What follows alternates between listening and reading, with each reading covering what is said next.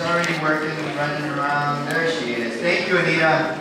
Thank you for organizing this and the committee. Thank you to the committee who's here. Thank you to all the guests. Thank you to those who are manning the booths, giving information, doing the work that needs to be done. And more importantly, I want to thank the veterans who are here today.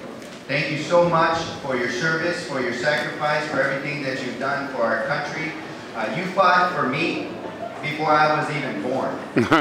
And now it's our turn to fight for you. And that's what this is about. This is about continuing to advocate and fighting, not in a fist-brawled way, not in a confrontational way here in this event. We'll take care of that confrontation in our committee hearings and at the VAs and all the other things for you. And I have some tigers here, Shelly and Chris, who do that well and put them on their toes. But this is a fight of education, of training, of being able to come together to talk about the resources that we need to mobilize for you and your friends and for your neighbors and for people that you may know. I also want to give a very special shout out, a very special recognition to the spouses, the children who went through this as a family with all of you. You know, I am really...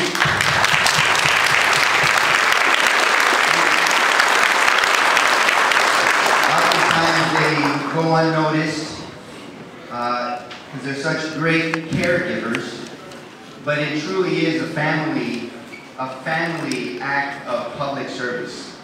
You know, I recently got married in March, and my wife currently is 6 months pregnant with twin girls, and I'm the happiest man on earth.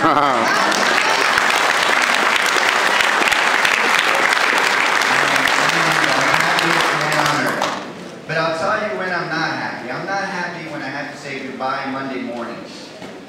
And I have to say goodbye to my wife and my family to go to DC. And that's just for 4 days. That's for 4 days. And I get happy Thursdays when I come back to the district to be here. I can't imagine what it feels like to be gone for months at a time, perhaps a year, for every deployment, not knowing if you're going to come back, or not knowing if your husband or wife is going to come back. That's a whole different experience, and that's one that is profound. That is one that connects our souls to one another. That is one that gives us a deeper understanding and a deeper appreciation of the sacrifice of public service that all of you have done for our country. So, I want to thank you on behalf of my wife and my 2 twin yet-to-be girls, soon-born girls, and all the love that we have to muster for ourselves, and all of my staff, and all of our community, and all the people that help. I want to thank you for that, and thank you for that sacrifice. We can never feel that piece of the puzzle that you went through, that sacrifice or that scar, but we can live with them. And we can live with them in a healthy way that gives us inspiration, encouragement, and hope. And the way we do that in this office, and the way we do that in our daily lives, is to show the immense gratitude that we all have as a country to our Vietnam veterans. Hallelujah. And all of our veterans. Hallelujah. That is a must. Every single day, when we see a Vietnam veteran or any veteran, to shake their hand and with complete sincerity and genuineness, say thank you. Thank you very much. And second is something that all of you do really well. That all of you do that inspires me, that motivates me, and that encourages me, and that's serving one another. You know, when I took on this role, my prior role was to be a full-time emergency medicine doctor. And there's nothing like getting together with a team when you have a patient that comes in, either gunshot, stabbed, or overdosed, or or unconscious of some form or another, and you just click and you just work with your nurses and your techs and everything, and somebody has the airway, somebody's doing chest compression, somebody's putting an IV line, you put them on the monitor, you start to think, and you give them the IV fluids and the medications they need to resuscitate and bring them back, and we keep them alive, and everybody has this silent victory inside their heart and happiness that you just saved a human being. That's what I see in all of you. When you work together, when you click, when you put your faith in one another, when you put your trust in one another. That's what I see in all of you when you hug one another and cry. No needs for words, but to feel that experience and that honesty and that raw sense of who we are as Americans and what we did, and why. And knowing in your heart that you were right. And it's okay to know that you are right. And that you are loved. And that you are accepted. And that you are, with the full sense of the word, appreciated. And that's what I feel when I serve you. That's what I see. That's what inspires me. That's what helps me get up in the morning. That's what I think about when I have the VA secretary in front of me in the committee hearings, and when I have the different VA people in these hearings and trying to give us excuses. Because I think of people, and I think of how you help one another. And I think of the victories, and I think of the struggles that you go through to get your respect, your care, your benefits that make an impact in your lives. And to those that are here manning the booths, I know that many times people come to you and you get excited because you want to help and you want to do good and you want to do right for your country and for who you are and for your beliefs. I know that. I feel that.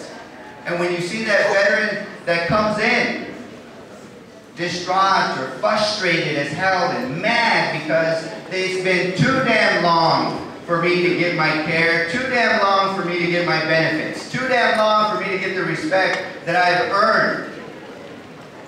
And you give them hope.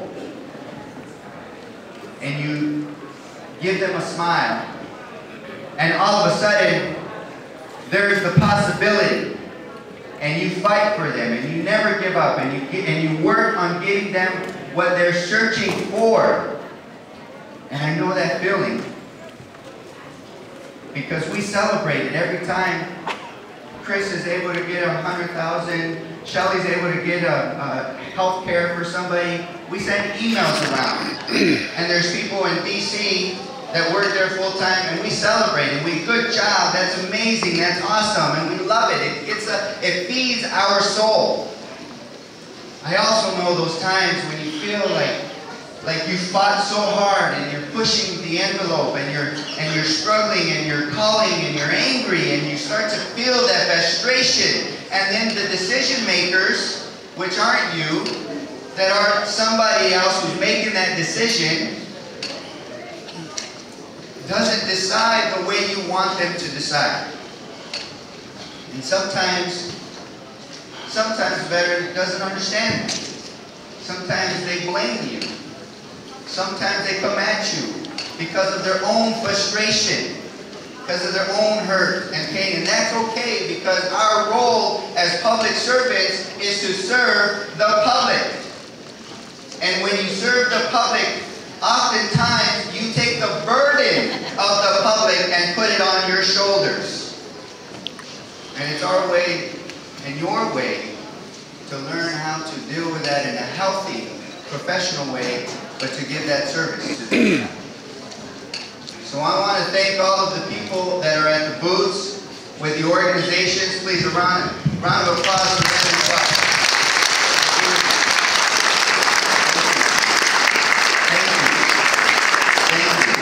And I hope that all of you know two things, just two things, and then we're going to get on with the program. I believe we're going to have some singing, and I want you all to visit every single one of these booths, say thank you, and let's start working together to make things happen for you. Two things. One is that we're here to fight for you. Lay down your burden. Put it here. Let it go.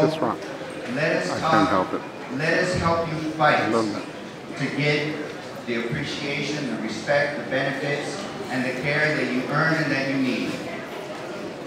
And two, we're gonna fight. We passed a lot of good bills this last Congress, but it's a matter of implementing them.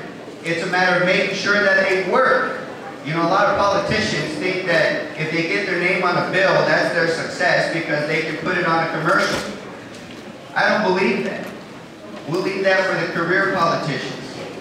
What I believe as a physician is that it's a success when the people get the services that they need.